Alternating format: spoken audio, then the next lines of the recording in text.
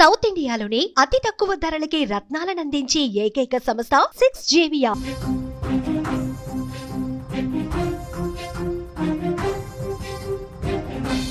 Big breaking news చూస్తున్నాం. Corona మళ్ళీ కోరలు చాస్తున్నట్లుగా మనకి తెలుస్తోంది. దేశవ్యాప్తంగా కరోనా కేసులు విపరీతంగా పెరుగుతున్న పరిస్థితి కూడా మనకు కనిపిస్తుంది. ప్రస్తుతం 3,395 యాక్టివ్ కేసులు ఉన్నట్లుగా దేశవ్యాప్తంగా తెలుస్తోంది. గత 24 గంటల వ్యవధిలో 685 కేసులైతే ఇప్పటి వరకు కోవిడ్వి నమోదైనట్లుగా మనకైతే సమాచారం. దేశవ్యాప్తంగా కోవిడ్ కారణంగా ఇప్పటికే 30 మంది మృతి చెందినట్లుగా కూడా ఇప్పటి వరకు ఉన్న అధికారిక లెక్కల ప్రకారం తెలుస్తోంది.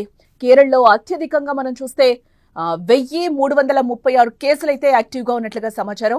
మహారాష్ట్రలో 467 కేసులు, ఢిల్లీలో 375, గుజరాత్ లో 265 కేసులు, ఇటు కర్ణాటకలో 234, పశ్చిమ బెంగాల్లో 205 కేసులైతే నమోదైనట్లుగా తెలుస్తోంది.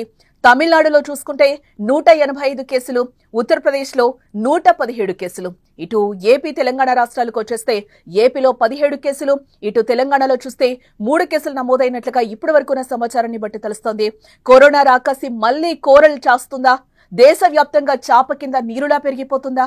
గత కొద్ది రోజులుగా యాక్టివ్ కేసుల సంఖ్య క్రమంగా పెరుగుతూ ఉండడాన్ని మనం ఏ విధంగా చూడాలి? ప్రస్తుతం దేశవ్యాప్తంగా 3,395 యాక్టివ్ కేసులుండగా గడిచిన 24 గంటల్లో 685 కేసులు నమోదయ్యాయి.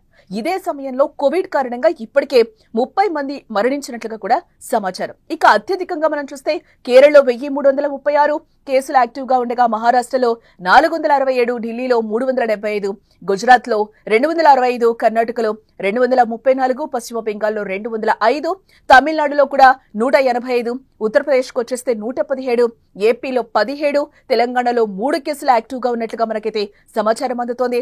మరోపక్క దేశవ్యాప్తంగా కరోనా కేసులు విలయతాండవం చేస్తున్న నేపథ్యంలో కేంద్రం అలర్ట్ అయింది. రాష్ట్రాల్లో కోవిడ్ కేసులు పెంచాలని ఆదేశాలు కూడా జారీ చేయడం జరిగింది. కరోనా పట్ల జాగ్రత్తలు తీసుకోవాలంటూ కూడా హెచ్చరించింది.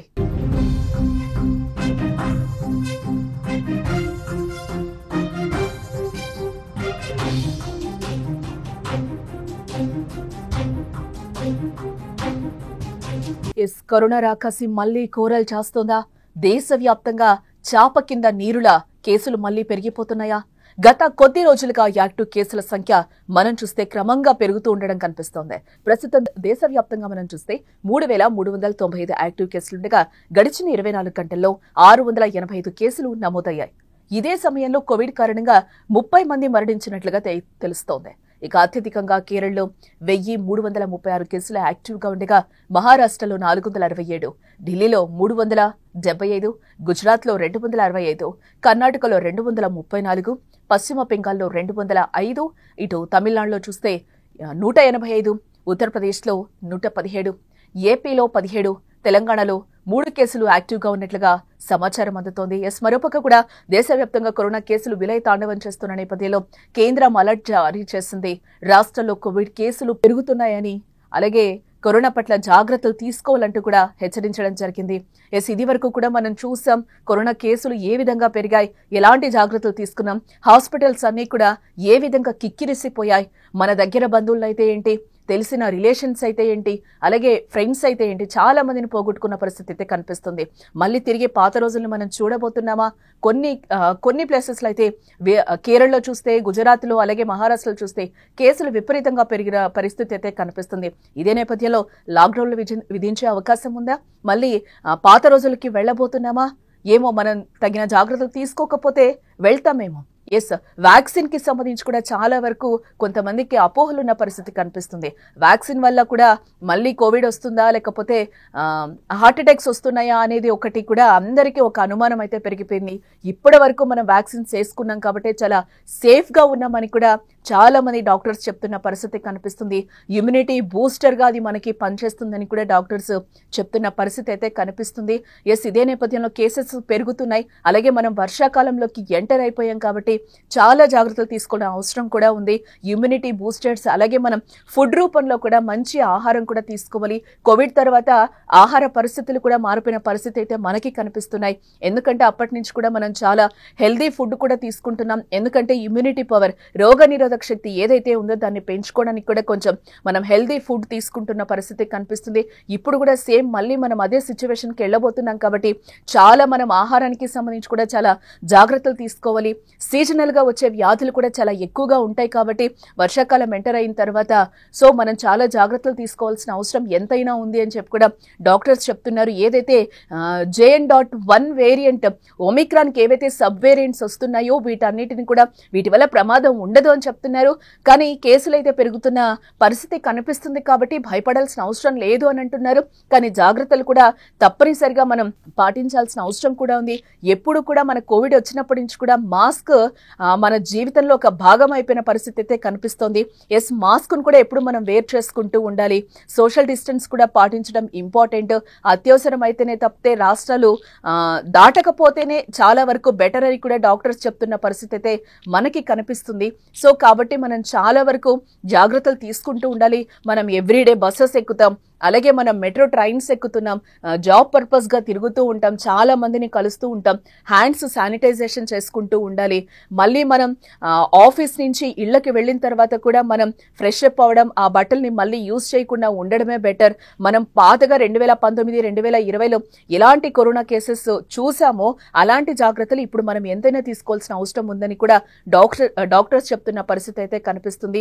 ఎస్, ఫ్లూ లాంటివి అయితే సీజనల్ గా వస్తూనే ఉంటాయి. మనకి ఫీవర్ గానీ జ్వరం గానీ ఇట్లాంటివి వస్తూ ఉంటాయి. కాకపోతే మనం తొందరగా అలర్ట్ అయ్యి డాక్టర్స్ ని కన్సల్ట్ అయ్యి 3 days కంటే ఎక్కువ ఫీవర్ ఉన్నప్పుడు మనం అలర్ట్ అవ్వాలి. లేకపోతే డాక్టర్స్ కూడా కొన్ని సూచనలు చేస్తున్నారు. ఏవైతే వాళ్ళు ప్రికాషన్స్ ఇస్తూ కూడా ఉన్నారో, ఏవైతే మనం డోలో 650 కానీ ఇట్లాంటివి వాడుతూ ఉంటాం, ఇట్లాంటివి వాడచ్చు. బట్ ఎక్కువ అయితే కనుక మనం ఖచ్చితంగా డాక్టర్ ని కన్సల్ట్ అవ్వాల్సిన పరిస్థితి ఎంతైనా ఉంది అని చెప్తున్నారు. సో దీన్ని బట్టి మనం తెలుసుకోవాల్సింది ఏంటి, చాలా జాగ్రత్తలు అవసరం. ఎందుకంటే దేశవ్యాప్తంగా కూడా చాలా కేసులు 3000కు పైగా కేసులు అయితే ఇప్పటి వరకు యాక్టివ్ గా ఉన్న కేసులు అయితే కనిపిస్తున్నాయి. మనకి కేరళలో ఎలాంటి విలయతాండవం చేసాం, బెంగళూరులో కూడా ఎలాంటి కేసెస్ ఉన్నాయి, ఎంతమంది చనిపోయారు అనేది కూడా మనం చూసాం. కాబట్టి చాలా జాగ్రత్తలు అవసరమైతే ఇమ్యూనిటీ బూస్టర్స్ కూడా మేము చెప్తాము, కావాలంటే వేసుకోవాల్సిన పరిస్థితి వస్తే వేసుకోవాలి. బట్ ఇప్పటివరకైతే అలాంటి ప్రమాదం అయితే లేదు అని కూడా చెప్తున్నారు. ఇప్పుడు ఏదైతే JN.1 వేరియంట్ ఉందో ఇది పెద్దగా ప్రమాదం కలిగించేది కాదు అని కూడా చెప్తున్న పరిస్థితి కనిపిస్తుంది. ఎస్, దీని అంతటికీ మనం ఏంటి, హెల్దీ ఆహారం తీసుకోవాలి, చిన్న చిన్న ప్రికాషన్స్, హ్యాండ్ వాష్ చేసుకోవడం, మాస్క్ వేర్ చేసుకోవడం, ఇవన్నీ చేసుకుంటే సరిపోతుందని కూడా డాక్టర్స్ చెప్తున్న పరిస్థితి కనిపిస్తుంది. అలాగే దీర్ఘకాలిక వ్యాధులతో ఎవరైతే బాధపడుతూ ఉంటారో వీళ్ళందరూ కూడా జాగ్రత్తలు తీసుకోవాల్సిన అవసరం ఎంతైనా ఉంది.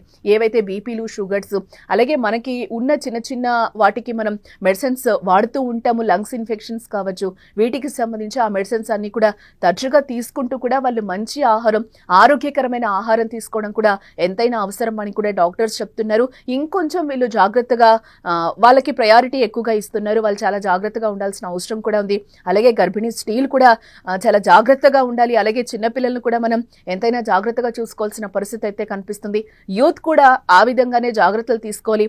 అందరూ కూడా ఇమ్యూనిటీ పెంచుకోవాల్సిన అవసరం కూడా ఎంతైనా ఉందని డాక్టర్స్ చెప్తున్న పరిస్థితి కనిపిస్తుంది. సో అందరం కూడా చాలా అలర్ట్ గా ఉండాలి, చాలా జాగ్రత్తలు పాటించాలని కూడా డాక్టర్లు చెప్తున్న నేపథ్యంలో హెల్దీ ఫుడ్, అలాగే రోగనిరోధక శక్తిని మనం పెంచుకోవాల్సిన అవసరం కూడా ఎంతైనా ఉందని డాక్టర్స్ చెప్తున్నారు.